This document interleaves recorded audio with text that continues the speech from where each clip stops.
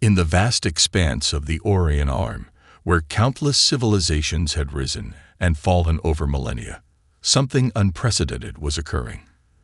The Meridae, masters of quantum engineering, were the first to vanish. Their entire home system went dark in a matter of hours, leaving behind only encrypted distress signals that even the most advanced AI couldn't decode. The Galactic Council, an assembly of the most powerful spacefaring civilizations, initially dismissed it as an isolated incident.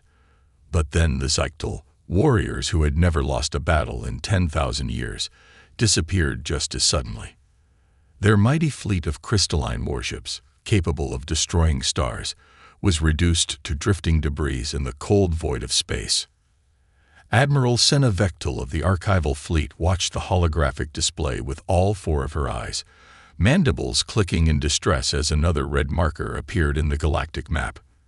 The Juriani colony in the Perseus Arm had just gone silent. 17 civilizations had vanished in the past standard year, each more advanced than the last. The pattern is undeniable. She addressed the Emergency Council, her translator converting her clicks and whistles into standard galactic common. Whatever this threat is, it specifically targets technological advancement. The more advanced a civilization, the more quickly it falls. The council chamber, carved from a single asteroid of pure platinum, erupted in worried murmurs. Representatives from 100 species debated frantically, their voices creating a cacophony of terror and confusion. High Counselor Zix, a being of pure energy contained within an ancient containment field, pulsed with concern. Our most advanced defensive systems have proven useless. The Meridae's quantum shields failed. The Zyctal's temporal weapons did nothing. What hope do we have against an enemy that turns our own advancement against us? It was then that Junior Representative Kaya Chen of Earth cleared her throat. In the hierarchy of galactic civilization, humans were barely more than a footnote. They had achieved faster than light travel only 3 centuries ago, and their technology was considered primitive by Council standards. Most species viewed them as ambitious, but ultimately insignificant newcomers. Perhaps, Kaya said, her voice steady despite the dismissive glances from the other representatives, that is exactly why we might succeed where others have failed. The chamber fell silent. Admiral Vectel turned all 4 eyes toward the human, her interest piqued. Explain. Every species that has fallen was highly advanced, dependent on their technology. But humans, we're different. We still remember how to fight without quantum computers. We still know how to navigate by the stars when our systems fail. We're not just survivors. We're adapters. High Counselor Zix's energy form flickered skeptically. You suggest we entrust the fate of the galaxy to a species that still uses combustion in some of their engines. Kaya stood straighter, her dark eyes reflecting the starlight streaming through the chamber's transparent dome. I suggest you entrust it to a species that knows how to win even when outmatched. Throughout our history, we've faced overwhelming odds and survived. We've turned our weaknesses into strengths. And most importantly, we understand something that many advanced civilizations have forgotten. And what is that? Admiral Vectel asked, leaning forward. Sometimes the most powerful weapon isn't the most advanced one. Sometimes it's the stick that no one saw coming because they were too busy watching for the plasma cannon. As if to punctuate her words, another red marker appeared on the galactic map. The Visari, masters of dark energy manipulation, had just gone silent. The council chamber erupted again, but this time with a different energy. Fear was giving way to desperate hope. Admiral Vectel raised her upper appendage for silence, her compound eyes fixed on Kaya. Speak then, Representative Chen. Tell us how humanity would face this threat. Kaya smiled, and in that smile was the echo of every human who had ever stood against impossible odds. First, we need to understand something crucial about our enemy. They're not winning because they're more advanced. They're winning because everyone's been fighting their kind of war. It's time to fight ours. As the council listened, Kaya began to outline a plan that would have seemed insane to them just hours before. But with extinction looming, Even the most advanced civilizations were ready to consider that sometimes the best path forward might actually be a step backward. And perhaps, in humanity's primitive ways, lay the key to the galaxy's survival. The silent threat that had claimed 17 civilizations was about to learn a crucial lesson. Sometimes the most dangerous opponent isn't the one with the best weapons, but the one with nothing left to lose and everything to prove. The United Earth Defense Force headquarters in Geneva hummed with activity. Unlike the crystalline spires and quantum architecture of other species' command centers, the UEDF complex was deliberately austere. Concrete and steel, hardened against EMPs and capable of operating without advanced technology if necessary. It was this very philosophy that now made Earth humanity's greatest hope. Admiral Sarah Chen, Kaya's mother and architect of Earth's unconventional defense doctrine, stood before a gathering of both human and alien military leaders. Behind her, a simple mechanical projector displayed images of the devastated civilizations. She had specifically chosen non-holographic technology for this presentation. What we're facing isn't just an enemy. It's a fundamental challenge to how we think about warfare. Sarah began, her voice carrying the weight of decades of experience. Every species that has fallen shared one critical weakness: total dependence on advanced technology. The Zyctal commander, one of the few survivors of his species' destruction, clicked his mandibles in frustration. Our technology was the pinnacle of military achievement. How can you call that a weakness? Sarah picked up a simple brass compass from the table before her. Because the more complex a system is, the more ways it can fail.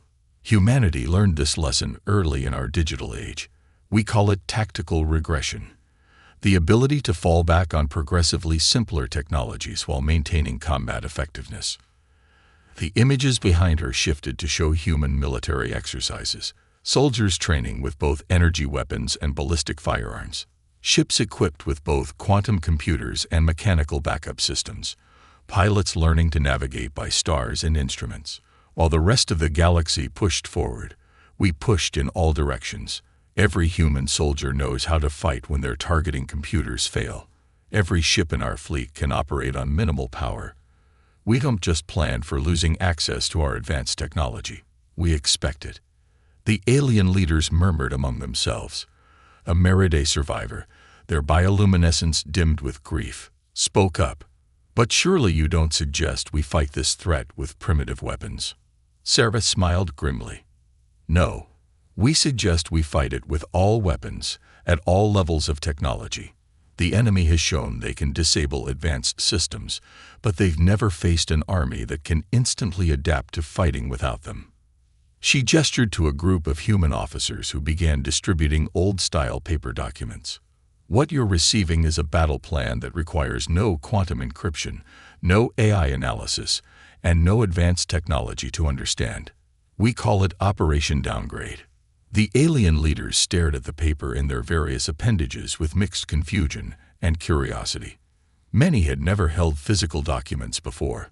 The plan is simple, Sarah continued. We create a military force that operates in layers. The outer layer appears to be exactly what the enemy expects: advanced ships with sophisticated weapons.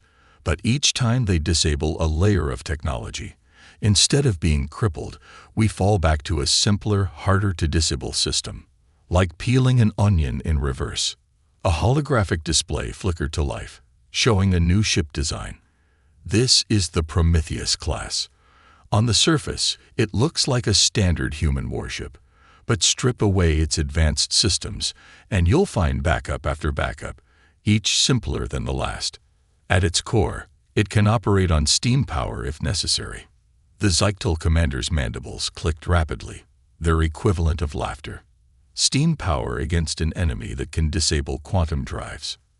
Exactly, Sarah said, her expression serious.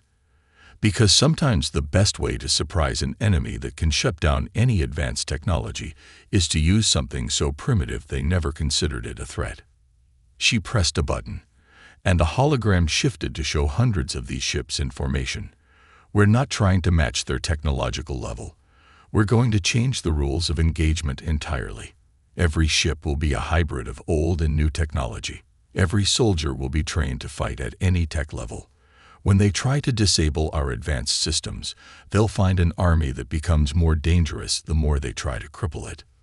The alien leaders began to see the elegance of the strategy.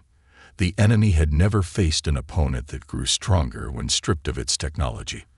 They had never encountered a military force that celebrated technological regression as a tactical advantage. "But we need your help," Sarah concluded. "We need your species to relearn what you've forgotten. To remember how to fight without relying solely on advanced systems. Humanity can lead this effort, but we need allies who are willing to embrace tactical regression as a path to victory." One by one, the alien leaders began to nod. They had seen their mighty civilizations fall. They had watched their advanced weapons fail. Now they were ready to try something that went against everything they believed about military advancement. In the depths of space, the silent threat continued its inexorable advance. But for the first time, it was about to encounter something it had never faced before. An enemy that welcomed being forced to fight at a lower technological level. An enemy that had spent centuries preparing for exactly this kind of war. The human factor was about to change everything. The Prometheus fleet hung in the darkness of the Arcturus sector, 50 ships strong. Captain Maya Rodriguez stood on the bridge of the flagship, HMS Impossible, watching as her crew performed their final equipment checks. Unlike the sterile, A-driven bridges of most galactic vessels, the Impossible's command center was a hybrid of old and new technology. Holographic displays flickered alongside analog gauges, and quantum computers hummed next to mechanical calculators.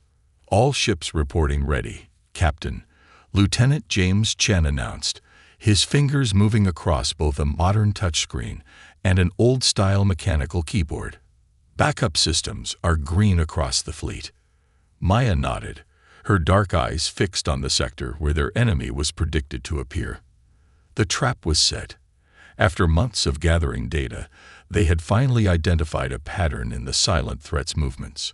Now they would see if humanity's unconventional approach could succeed where advanced civilizations had failed.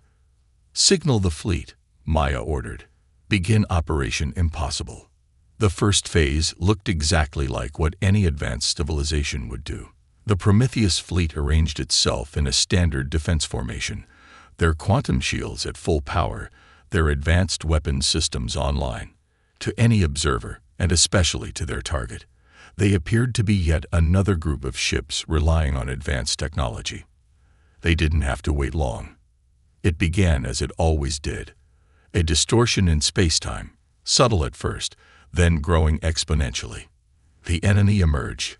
Massive ships of impossible geometry, their surfaces shifting and changing in ways that defied physics.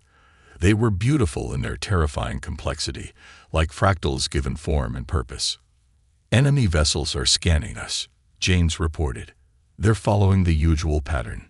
Maya allowed herself a small smile. "Let them think we're just like all the others. All ships, execute Protocol 0. The enemy struck first, as they always did. A wave of energy swept through the human fleet, the same attack that had disabled 17 civilizations' worth of advanced technology. Quantum shields failed. A systems went dark. Advanced weapons powered down. But instead of drifting helplessly like all the others, the Prometheus fleet underwent a transformation. "Quantum systems offline," James announced calmly, switching to first-tier backup. "Mechanical targeting systems engaged. Chemical propulsion online. All ships reporting successful regression to level 1. The enemy ships paused. For the first time in their campaign of conquest, they faced an opponent that hadn't been crippled by their primary attack.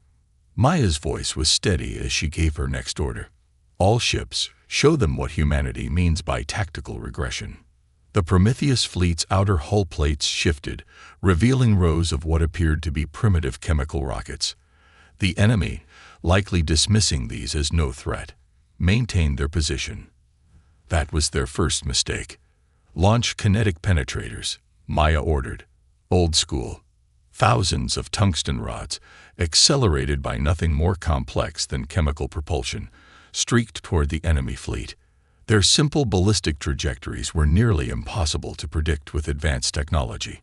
They followed basic physics, unchanged by quantum manipulation or AI correction.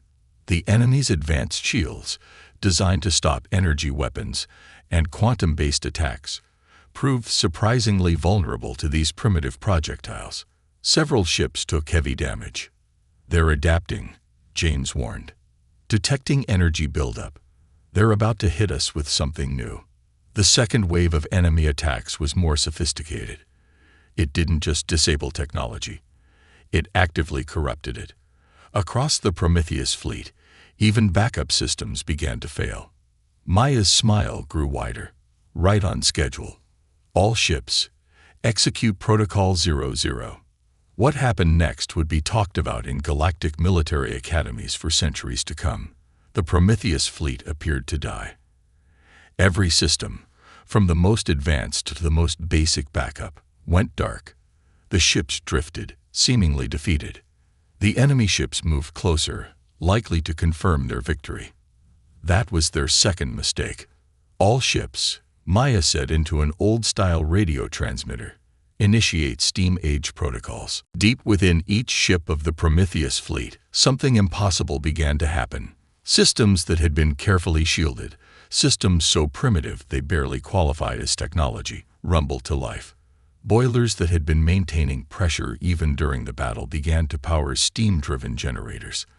Mechanical computers, built with technology that hadn't been cutting-edge since Earth's Victorian era, began calculating firing solutions. And most importantly, weapons that operated on principles so basic they were practically prehistoric oriented themselves toward the enemy fleet. The enemy ships, their sensors calibrated for detecting advanced energy emissions and quantum fluctuations, never registered the threat until it was too late. They couldn't detect the danger because they weren't looking for anything so simple. "All ships, execute final phase," Maya commanded. "Let's show them why they call this operation impossible." The Prometheus fleet, powered by steam and guided by mechanical computers, launched its final attack. The weapons were simple: chemically propelled projectiles, manually aimed torpedoes, and clouds of metallic chaff that played havoc with advanced sensors. The enemy, for the first time in their long campaign of conquest, found themselves in a battle they couldn't control. Their advanced technology, capable of disabling quantum computers and corrupting AI systems, proved useless against spring-loaded mechanical triggers and steam-powered launchers. As the battle turned decisively in humanity's favor, Maya sent one final message to the fleet. "Remember, everyone, sometimes the best way to win isn't to be the most advanced. It's to be the most adaptable." In the darkness of space, humanity had just proved that sometimes the most powerful weapon isn't technology. It's the ability to function without it. The news of humanity's victory spread across the galaxy faster than light itself. In the grand chamber of the Galactic Council, Admiral Vectal watched the tactical recordings for the 100th time, her 4 eyes tracking every detail of the impossible battle. Around her, representatives from dozens of species argued about the implications of what they had witnessed. "Impossible," muttered a Visari scientist, their energy form fluctuating with disbelief. "They defeated them with steam power, with projectiles, and springs."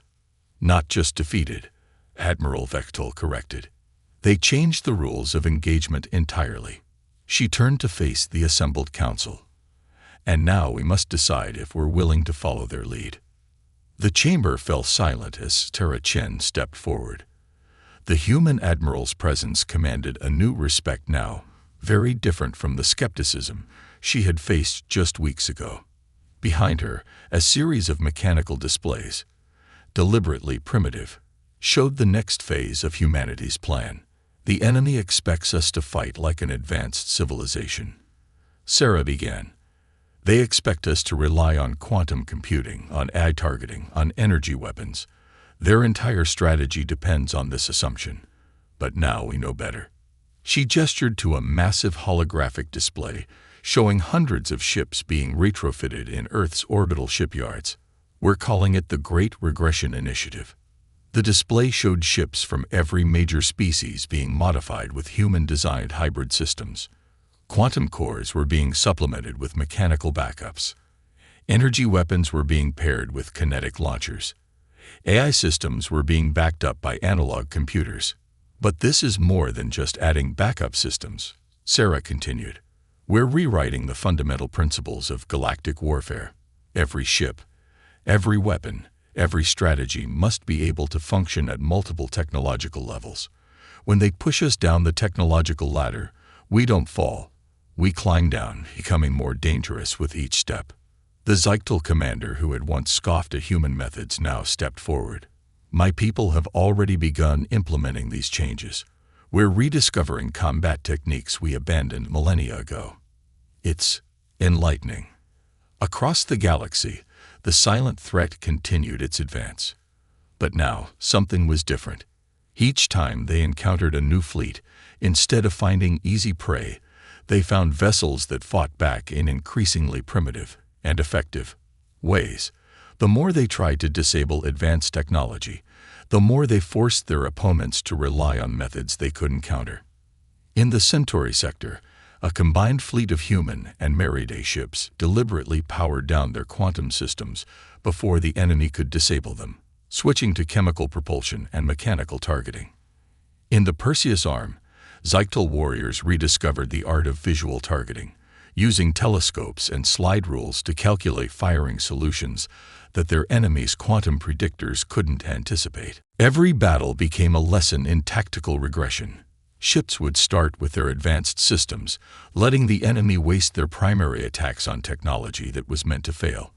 Then, layer by layer, they would fall back to simpler systems, drawing their opponents into a type of combat they had never experienced and couldn't adapt to. But the enemy was learning too. They began to develop countermeasures against simpler technologies, forcing humanity and their allies to become even more creative. The arms race was running in reverse, with both sides trying to master increasingly primitive methods of warfare. Sarah stood on the bridge of the newly commissioned GSS Adaptation, a ship that embodied everything humanity had learned about hybrid warfare. Its bridge was a testament to technological diversity. Quantum computers alongside abacuses, holographic displays next to mechanical gauges, AI targeting systems beside hand-cranked firing computers. They thought advancing technology was the only path forward, she mused, watching as another fleet prepared for battle. They never considered that sometimes the best way forward is to step back. The enemy fleet appeared right on schedule, their impossible geometries distorting space itself. But this time, instead of finding prey, they found predators who had learned to hunt at every level of technological sophistication. All ships, Sarah commanded, her voice carrying across the combined fleet of human and alien vessels. Execute Operation Thunderstorm. What followed was unlike anything the galaxy had ever seen. Ships dancing between technological eras like time travelers, switching from quantum weapons to chemical rockets to simple kinetic projectiles. Crews adapting on the fly, moving up and down the technological ladder as needed, turning what should have been weaknesses into strengths. The enemy's greatest weapon, their ability to disable advanced technology, had become their greatest vulnerability. Every time they forced their opponents to regress technologically, they only made them more dangerous, more unpredictable, more human. And in the heart of battle, humanity's greatest lesson to the galaxy became clear. True advancement wasn't about reaching for the stars with ever more sophisticated technology. It was about remembering how to reach them even when that technology failed. 5 years after humanity's first victory against the silent threat, the galaxy had changed in ways no one could have predicted. The Great Hall of the Galactic Archives, once a testament to pure technological advancement, now housed a different kind of exhibition. Admiral Vectel stood before a glass case containing a simple mechanical calculator, a steam engine, and an analog compass. These primitive devices saved our civilization, she explained to a group of young aliens from various species. They taught us that true resilience isn't about having the most advanced technology. It's about being able to survive without it. The silent threat, as it turned out, wasn't a species seeking conquest. They were the last remnants of a civilization that had advanced so far they had become trapped by their own technology. Unable to regress, unable to adapt, they had sought to force the rest of the galaxy into the same technological dead end they had reached. Their final transmission, decoded after their defeat, was both a warning and a confession. We sought to save you from our fate. Advanced technology became our prison. We could no longer exist without it. We thought by forcing you to confront its loss, we would prevent you from becoming like us. In the end, it was humanity's hybrid approach that had not just defeated them, but saved them. The ability to function across multiple technological levels had shown them a way out of their own technological trap. Sarah Chen, now High Admiral of the Combined Galactic Fleet, walked through the halls of the New Earth Academy of Tactical Regression. Here, species from across the galaxy learned what humanity had known all along, that sometimes the best way to advance was to remember how to step back. The greatest mistake advanced civilizations make. She lectured to a class of alien military officers, is assuming that newer always means better. True advancement isn't a straight line forward. It's a web of possibilities, each level of technology having its own strengths and purposes. The Prometheus fleet, once considered a desperate experiment, had become the template for a new kind of galactic military. Every ship now carried systems ranging from quantum computers to mechanical calculators. Every crew trained to fight at multiple technological levels. The ability to regress tactically had become as important as the ability to advance technologically. But the changes went far beyond military applications. Civilian ships now carried backup systems based on simpler technology. Colonies maintained libraries of primitive knowledge alongside their quantum databases. Children of all species learned to calculate both with AI assistance and with their own minds. In the Galactic Council chamber, now rebuilt with a philosophy of technological diversity, Representative Kaya Chen stood before the assembly. The chamber itself symbolized the new way of thinking. Quantum holograms projected alongside mechanical models, AI advisors working in concert with organic minds. 5 years ago, we faced an enemy that thought they could defeat us by taking away our advanced technology, she began. Instead, they taught us the most valuable lesson our civilization has ever learned. True resilience comes not from having the best technology, but from being able to survive and thrive at any technological level. She gestured to a simple mechanical clock on the wall, its pendulum swinging steadily beside a quantum chronometer. We no longer see progression as a linear path from primitive to advanced. We understand now that every level of technology has its place, its purpose, its strength. The gallery erupted in agreement, representatives from hundreds of species acknowledging how this human perspective had transformed their understanding of progress and resilience. In orbit above Earth, the GSS adaptation had been transformed into a museum ship, a testament to the battle that had changed everything. Its hybrid bridge, with its mixture of advanced and primitive technology, had become a symbol of the new galactic philosophy. A plaque at its entrance bore words that had become the motto of the new age. True advancement isn't about forgetting your past. It's about carrying it with you into the future. For in the moments when technology fails, it's not the height of your advancement that matters, but the depth of your regression that saves you. Humanity's gift to the galaxy. The silent threat had sought to prevent the galaxy from becoming trapped by technology. In their own way, they had succeeded, not through force, but by compelling the galaxy to rediscover the strength that comes from technological diversity. And humanity, the species that had never fully embraced pure advancement, had shown the way. In the end, the greatest advancement wasn't reaching for the stars with ever more sophisticated technology. It was remembering all the different ways to reach them, and having the wisdom to know when each way was best.